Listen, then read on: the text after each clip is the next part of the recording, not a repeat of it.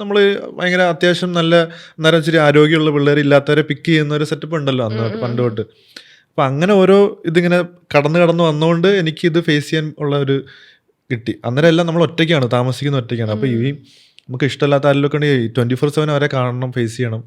അപ്പോൾ അവിടെ 10ാം ക്ലാസ് വരെ പഠിച്ചത് തന്നെ ഒത്തിരി ഹെൽപ്പ് ചെയ്തിട്ടുണ്ട്.